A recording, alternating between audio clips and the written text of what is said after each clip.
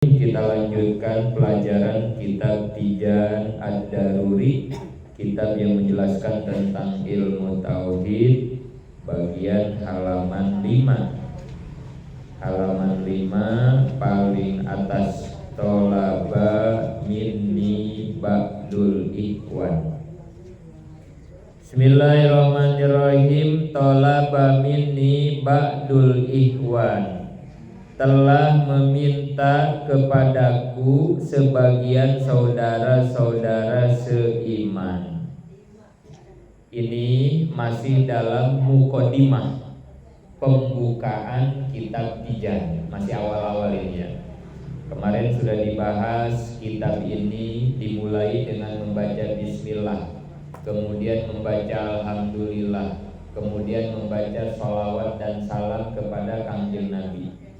Nah, di sini musonib atau mu'alif, pengarang kitab, ingin menyampaikan kronologi mengapa kitab ini sampai dikarang, sampai disusun. Kronologinya itu seperti apa gitu. Nah, di sini kata musonib, telah meminta kepadaku sebagian saudara-saudara seiman. Itu dalam penjelasannya ya. Musonib itu pengarang kitab, menjelaskan bahwa kitab ini disusun atas permintaan saudara-saudara. Ini menunjukkan bahwa isi kitab ini sangat penting, karena ilmu yang diminta akan lebih diperhatikan dan diutamakan. Sebagaimana sebuah peribahasa Arab, ilmu itu seperti gudang, kuncinya adalah pertanyaan atau permintaan. Al ilmu khazainun wa miftahuha as-su'al. Jadi ternyata kronologi mengapa kitab ini sampai tersusun, ada sebagian saudara-saudara yang meminta kepada musonib. Jadi jamaahnya mungkin begitu ya, murid-muridnya mungkin dulu datang ke musonib, ingin dibuatkan, disusun sebuah kitab tentang tauhid gitu. Jadi bukan keinginan pribadi berarti ini mah ya. Dan ini juga jadi pelajaran buat kita. Memang tata krama dalam belajar itu harus seperti ini. Jangan guru datang ke murid, bahasanya begitu mungkin ya. Akhlak, tata krama, adab dalam menuntut ilmu itu adalah murid harus datang ke guru. Nah gitu. Jangan guru nyariin murid, tapi murid harus nyari guru. Kalau kata guru di Tasik dulu, kayak orang mau BAB begitu ya. Orang kalau mau buang hajat, orangnya nyamperin ke toilet apa toiletnya nyamperin orangnya? Nah iya gitu ya. Emang yang butuh itu murid apa guru? Nah gitu ya. Masa guru harus nyamperin? Nah ini tata keramanya gitu ya. Nah termasuk ini. Jadi ini para murid, para jamaah pengen memahami tentang ilmu tauhid sehingga datang ke guru tuh. Wahai guru, tolong buatkan satu risalah, satu kitab yang di kitab itu nanti akan menjelaskan tentang ilmu tauhid gitu ya. Ini juga sebagai tata krama gitu ya. Dan tadi itu ada peribahasa Arab mengatakan al ilmu khazainun, ilmu itu bagaikan gudang. Kuncinya apa? Wa miftahuha as-su'al. Kuncinya itu pembukanya adalah minta. Gitu, minta. Menunjukkan bahwa memang kita yang butuh ilmu gitu ya. Murid yang butuh kepada guru. Nomor 2, penjelasannya. Kata ihwah bentuk jamak dari kata ahun, yang dimaksud adalah saudara seagama. Sebagaimana firman Allah dalam surat Al-Hujurat ayat 10, innamal mu'minuna ihwatun fa aslihu baina akhwaikum. Sesungguhnya seluruh mukmin adalah saudara, maka damaikanlah di antara saudaramu. Biasanya istilah dalam kitab salafi untuk saudara laki-laki dalam keluarga disebutnya ihwah. Sesuai ayat di atas, innamal mu'minuna ihwah, itu menunjukkan saudara laki-laki. Kalau untuk saudara perempuan, akhwat dipanggilnya. Ini bahasa Arab gitu ya. Dan untuk saudara seagama disebutnya ikhwan. Ya gitu ya. Jadi dalam istilah Arab, untuk saudara laki-laki disebutnya ikhwan, kalau yang perempuan akhwat, kalau saudara seagama mah ikhwan. Nah, yang dimaksud di sini tolaba minni ba'dul ikhwan, kan gitu tadi kata musonif ya, bukan ba'dul akhwat, kan bukan begitu. Berarti kalau ikhwan mah saudaranya bukan saudara sekandung, berarti saudaranya saudara seakidah, ya murid-muridnya lah gitu ya, murid-muridnya, jamaahnya yang datang yang meminta. Jadi bukan saudara kandung ini mah ya, murid-muridnya. Kemudian setelah itu kata musonif aslahallahu li walahum alhala wa sya'na. Jadi setelah para jamaah, para muridnya datang meminta untuk dibuatkan sebuah kitab tauhid, kemudian musonif berdoa, semoga Allah membereskan kelakuan dan perbuatanku serta ikhwan-ikhwan. Ini doa. Penjelasannya, kata di atas adalah jumlah du'aiyah mu'taridoh, kata dua penyelang antara fi'il, tolaba dan maf'ul nanti di depan an aktuba. Kedua, musonif memasukkan kata doa penyelang adalah mengamalkan ayat Quran tadi di atas Al-Hujurat ayat 10 secara minimal dalam mengislahkan saudara-saudara dan ikhwan kita perlu berdoa seperti itu. Jadi, dan ini juga membuktikan betapa musonif sangat tawadhu, rendah diri. Jadi ketika ada saudaranya minta dibuatkan sebuah kitab, musonif buru-buru bersandar kepada Allah. Mudah-mudahan dalam penyusunan kitab ini, dalam segala-segalanya dah, mudah-mudahan Allah memberikan kemudahan kepadaku dan kepada kalian. Gitu. Nanti kalau udah jadi, mudah-mudahan termasuk kita ini didoain berarti ya. Ya muridnya yang sekarang mengkaji kitab ini berarti ya. Sama kita juga mendapat doa yang barusan. Mudah-mudahan kita juga murid-muridnya yang mempelajari kitab ini diberikan kemudahan. Kemudahan dalam tingkah laku, kemudahan dalam hal apapun. Gitu ya. Nah, kemudian apa yang ditulis di dalam kitab ini, halaman 6-nya itu ya, dilanjut. An aktubalahu risalatan tastamilu ala sifatil maula wa addadiha wa ma yajuju fi haqqihi ta'ala wa ma yajibu fi haqqir rusuli wa ma yastahilu fi haqqihim wa ma yajuju. Nah ini para jamaah, inilah isi dari kitab Tijan gitu ya. Jadi kalau ada yang nanya ini kitab Tijan, kitab tauhid, mau ngejelasin apaan sih? Nah ini di sini yang mau dijelasin. Jadi pertama, kitab ini nanti akan menjelaskan sifatil maula, sifat-sifat ketuhanan. Jadi sifat-sifat yang berkaitan dengan Allah, gitu ya. Wa addadiha, dan sifat mustahil. Kalau dulu mah Abah Sohe, Mak Indun, guru-guru ini biasanya nyebutnya pelajaran sifat 20 gitu kalau dulu mah ya, sifat 20, atau ada yang bilang juga pelajaran aqaidul iman. Nah, ini teh diambilnya mah dari kitab Tijan Ad-Daruri. Cuman kalau sifat 20 mah udah di Melayuin kan itu mah ya. Padahal mah sama aja isinya mah ya. Nah, tinggal nanti kita tambah dalam penjelasannya gitu. Wa ma yajuju fi haqqi ta'ala. Kemudian yang ketiga, kitab ini akan menjelaskan sifat yang jaiz di Allah. Jadi satu, sifat yang wajib di Allah, kedua sifat yang mustahil di Allah, ketiga sifat yang jaiz di Allah. Kemudian wa ma yajibu fi haqqi rusul, sifat yang wajib di para rasul. Yang keempat, sifat yang wajib di para rasul. Kemudian wa ma yastahilu, sifat yang mustahil di rasul. Dan terakhir wa ma yajuju, sifat yang jaiz di rasul. Nah itu ya, itulah materi pelajaran yang akan kita bahas di dalam kitab Tijan ini. Ada 6 paling tidak ya. Sifat yang wajib di Allah, sifat yang mustahil di Allah, sifat yang jaiz di Allah. Kemudian sifat yang wajib di para rasul, sifat yang mustahil di para rasul, dan sifat yang jaiz di para rasul. 6 itu paling tidak awalnya 6 itu. Ke bawahnya A itu ya. Yang A itu sebelum tabel 20 sifat yang wajib di Allah. Ini yang disebut sifat 20 ya. Ini mah di awal pengajian saya sudah sampaikan ya, ngaji tauhid mah fardu ain. Jadi ini mohon maaf banget nih kepada bapak-bapak, kepada ibu-ibu, walaupun sudah sepuh, saya bukan suuzon, saya bukan beranggapan bahwa bapak ibu-ibu nggak pernah ngaji tauhid, enggak.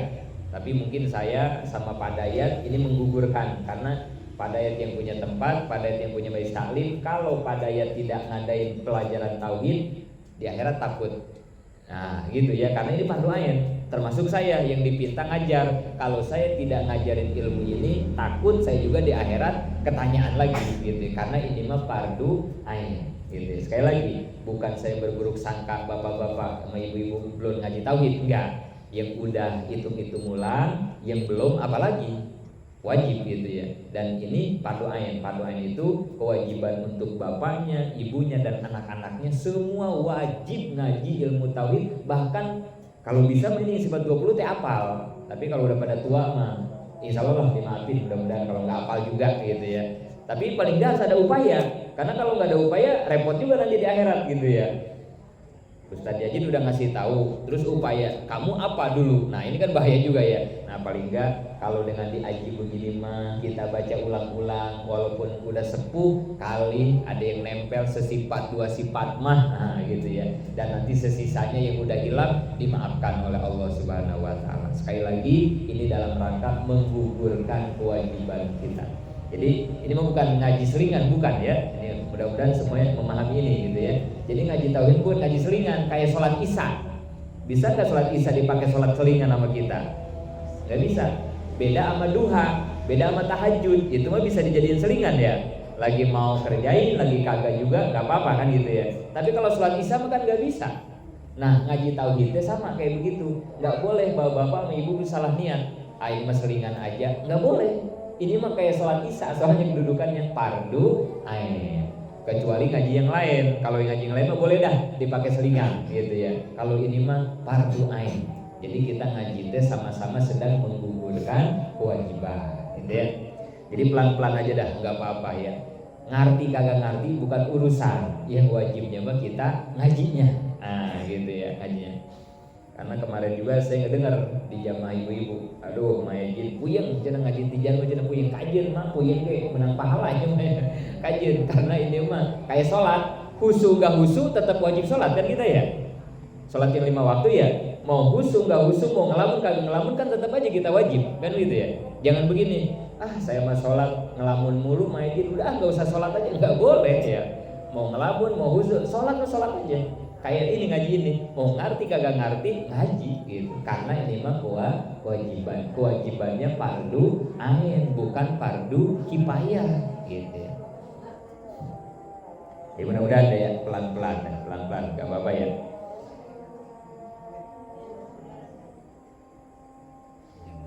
Ya, aja dulu. Baik, kita lanjutkan. Kita baca dulu bareng-bareng ya. Yang bagian pertama ini berarti ya 20 sifat yang wajib adanya di Allah. Wujud inabaqa mukhalafatul lil hawadisi qiyamu binafsihi wahdaniyah qudrat iradat ilmu hayat sama basar kalam qadiran muridan aliman hayyan sami'an basiran mutakaliman. Artinya ada terdahulu kekal beda dengan yang baru, berdiri dengan zatnya satu Allah dalam zatnya, satu di sifatnya, satu di pekerjaannya, kuasa berkehendak mengetahui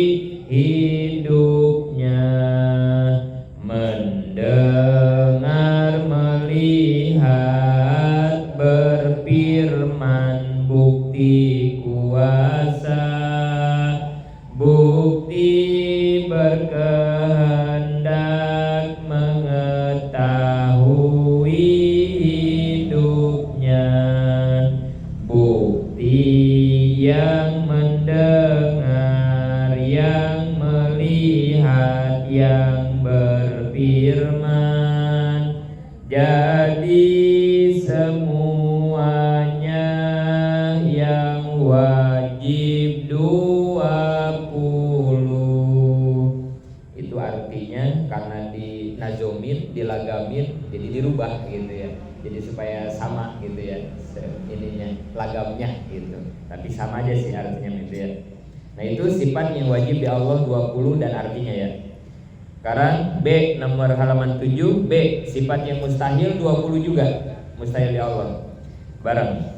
Adam hudus panamu masalah lil hawadisi ihtiyaj ta'adud aju karoha jahal maut soma ama bekam ajijan karihan jahilan maitan asoma akma abekama.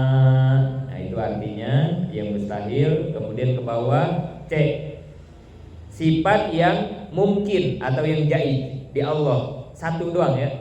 Jadi sifat yang wajib 20, sifat yang mustahil juga 20, sifat yang mungkin atau yang jaiz mah satu. Apa itu? Fi'lu kulli mungkinin. Itu ya. Fi'lu kulli mungkinin. Artinya mengerjakan segala sesuatu yang mungkin adanya. Satu sifat yang jaiz di Allah ya. Kemudian D, sifat yang wajib di Rasul dan di Nabi. Yang wajibnya 4. Sifat yang wajib 4, yang mustahilnya 4. Kita baca bareng. Sidik amanah tabligh patonah kizib hianat kitman biladah. Halaman 8. F, sifat yang mungkin di Rasul atau yang jaiz. Satu juga isinya. A'radul basariyah, artinya sifat kemanusiaan. Nah itu ya. Jadi kalau di jumlah mah ya, sifat yang wajib di Allah tadi berapa? 20. Sifat yang mustahil di Allah 20, 40 berarti ya. Sifat yang jaiz di Allah 1, 41. Sifat yang wajib di Rasul 4, 41, 45. Sifat yang mustahil di Rasul 4, 49. Tambah 1 yang jaiz di Rasul. Jadi 50 aqaidul iman. Nah, ini yang wajib kita ketahui dan hafal. Itu ya. Ini yang ijmalinya nih, yang cetek ini ya. Nanti kalau yang tafsilinya mah fardu kifayah itu mah ya. Memahami yang ini secara mendalam, secara mendetil itu mah fardu kifayah. Itu mah yang santri-santri dah sama kiai-kiai, buat kita mah jamaah-jamaah yang ijmalinya aja, yang globalnya. Paling enggak yang 20 ini hafal, yang 4 itunya aja gitu ya. Nanti perdalamnya fardunya kifayah beda hukum gitu ya. Kemudian fa'ajabtuhu ila zalika fakultu wabillahi at-taufiq. Itulah yang dipinta oleh para saudara-saudara, ingin dibuatkan kitab tentang tauhid, menjelaskan 50 aqaidul iman. Maka kata musonib, aku memenuhi permintaannya dan aku berkata hanya Allah yang dapat menolong. Akhirnya kata musonib, iya dah, nanti saya buatkan kitab tersebut gitu. Dan kemudian musonib tidak lupa buru-buru ke Allah bersandar, wabillahi at-taufiq, mudah-mudahan Allah menolong saya dalam menyusun kitab ini. Ini juga menjadi pelajaran buat kita, apapun sekecil dan sebesar masalah apapun, pekerjaan apapun, segera biasakan sandarkan kepada Allah. Jangan begini, abong-abong kiai gede, abong-abong ulama besar, ini mah urusan kecil, ilmu kecil, gampang, jangan ya. Jadi selalu apapun sandarkan kepada Allah gitu ya. Nah itu dalam penjelasan Musonif memberi keputusan atas permintaan sebagian ikhwan dan beliau memulai menulis dengan memohon pertolongan Allah. 2. Kalimat billahi at-taufiq merupakan pernyataan bahwa beliau meyakini dirinya tidak punya kemampuan dan kekuatan kecuali oleh Allah, sebagai pembebasan dari rasa ujub. Apa itu ujub? Merasa diri pribadi punya kemampuan, atau realisasi dari kalimat hauqala la haula wala quwata illa billahil aliyil azim. Jadi kenapa musonif langsung wabillahi atau pik bilang begitu ya? Itu untuk menghilangkan rasa ujub. Apa itu ujub? Merasa diri mampu. Nah ini penyakit kita ini ya. Ini hati-hati ya para jamaah ya, termasuk saya yang ngomong. Ini kadang Majid, isukan ngisi ada yang akekah, misalnya begitu ya. Majid, besok tolong ya ada yang akekah, Pak Ustadz ngisi tausiah. Karena saya mungkin udah ratusan kali ya ceramah di akekah gitu. Akhirnya ya udah santai aja gitu ya, merasa saya mampu. Nah ini penyakit ini. Penyakit hati ini ya. Bahaya, ujub ini bahaya. Itu mirip-mirip sama takabur ujub teh. Takabur mah diomongin, ujub mah di hati. Bedanya gitu doang, tapi hampir sederajat gitu ya. Sombong itu kan waduh parah banget ya, sombong itu kan Allah benci banget, termasuk orang ujub. Jadi jangan abong-abong urusan ini kecil dan sepele sehingga kita menghilangkan Allah. Nah ini hati-hati. Padahal sekecil dan sebesar apapun yang Allah berikan kepada kita, tanpa pertolongan Allah emang kita bisa? Kan enggak. Makanya ini nih harus dijiwai hauqalahnya ya. La haula wala quwata illa billahil aliyil azim. Tidak ada daya upaya ya Allah, tidak ada kekuatan ya Allah, kami tidak mampu apa-apa illa billah kecuali dengan pertolonganmu ya Allah. Ini biasain ya. Ini kadang penyakit kita gitu ya. Kalau yang sepele-sepele kadang lupa sama Allahnya, lupa. Kalau udah gede masalahnya baru. Nah gitu ya, jam 1 bangun tahajud karena masalahnya gede, merasa diri kagak mampu begitu ya. Tapi kalau yang cemen-cemen mah sakit kepala, bodrek aja itu mah udah Allahnya udah hilang kayak gitu mah ya. Sakit gigi, itu mah udah gampang itu mah. Hal-hal kayak begitu nih kadang kita lupa sama Allah gitu. Padahal apapun gitu ya. Musonif ini kan kiai besar ya. Kalau kata kita ya, ngarang kitab kayak beginian mah gitu ya, kayaknya 3 jam dia beres kan gitu ya. Tapi luar biasa mencontohkan dan mengajarkan kepada kita betapa Allah selalu dilibatkan. Karena memang begitu, tanpa pertolongan Allah apa yang kita bisa? Ngedipin mata aja, kalau nggak ditolong Allah emang kita bisa kan? Enggak. Ayo dah, rasain sama kita jamaah. Ngedipin mata kita yang ngatur, coba dah. Coba kita yang ngatur ngedipin mata, pegel. Coba deh. Ini kan kayak sepele ya, tapi kadang kita lupa dengan nikmat ini. Kadang kita lupa bahwa di sini ada pertolongan Allah. Coba deh. Kalau kita rasain ngedipin mata kita yang ngatur. Jajal sama kita ayo. Pegel mata kita pegel. Apalagi nih ngatur napas. Kapan nari, kapan ngeluarin. Kalau kita yang harus ngatur, apalagi harus sambil ngomong begini di saya ya ngomong nggak bisa. Ngap. Tapi dengan pertolongan Allah enak aja ya, ngedipin mata enak kita tuh ya, ngatur napas enak aja gitu ya. Bukti bahwa semua ini atas pertolongan Allah gitu. Kemudian nomor 3 yang disebut taufik. Nah ini kita sering dengar ya, ada istilah taufik. Apa sih taufik? Kholqu qudratut ta'ah. Definisi taufik ya. Taufik itu diciptakannya kemampuan untuk melaksanakan taat kepada Allah. Ini yang harus selalu kita minta kepada Allah ya. Ya Allah berikan kami taufik. Taufik itu apa? Kemampuan diri untuk melaksanakan taat. Ini kan musonif udah dipinta nih sama jamaah sama murid supaya membuatkan kitab tauhid tentang akidah iman. Tapi kan kalau nggak dikasih taufik, kekuatan kemampuan kan nggak bisa. Nah, makanya ayo kita juga jangan pernah henti, selalu memohon kepada Allah pengen dikasih taufik biar dikasih kemampuan terus untuk melaksanakan kebaikan. Kebalikan dari taufik di situ apa? Hijlan. Kebalikannya itu ya, hijlan. Hijlan apa? Allah memberi kemampuan untuk melakukan maksiat. Naudzubillah. Ya. Kalau taufik dicabut sama Allah, maka kita yang akan dikasih hijlan. Buat nonton dangdut mah duit ada aja. Naudzubillah. Ini berarti hijlan kita nih. Tapi pengen tahajud mah, wah dari Isya mah udah diniatin banget ya. Entar malam ini pengen banget tahajud ini. Udah hampir 3 tahun saya kagak tahajud ini, ya Allah. Pengen banget. Boro-boro tahajud subuh juga kesiangan. Berarti kan kagak dikasih taufik kita ya. Ini yang kagak ngaji sekarang.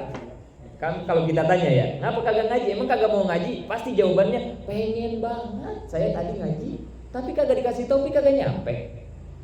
Dan mungkin ada di antara jamaah yang tadi kagak ada niatan ngaji, nggak ada. Dari sore nggak keingetan dah, pokoknya nggak mau ngaji teh, nggak ada keingetan. Disampaikan nama Allah, berarti kita dikasih taufik. Ini nih, mahalnya taufik harus selalu diminta ke Allah. Karena kalau taufik dicabut, hijlan yang dikasih. Buat maksiat, bikin dosa, ngebohong kayaknya gampang banget. Duit ada aja, jalannya ada aja. Yang minjemin motor ada aja buat maksiat ya. Kalau buat ngaji, buat jarah, ya Allah, kenapa? Nah ini tanda-tanda. Berarti taufik dicabut dari diri kita, Allah malah ngasih kita hijlan. Naudzubillah. Enggak? Ini yang harus selalu kita minta ke Allah, taufik. Kemudian ada lagi, adapun yang disebut dengan hidayah adalah petunjuk dari Allah untuk beriman dan melaksanakan ibadah.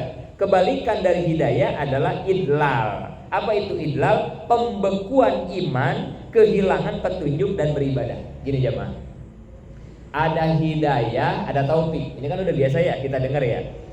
Apa bedanya hidayah dan taufik? Kalau hidayah mah petunjuk kepada sesuatu kebaikan, ini dua hal yang mahal ya. Hidayah sama taufik ini mahal.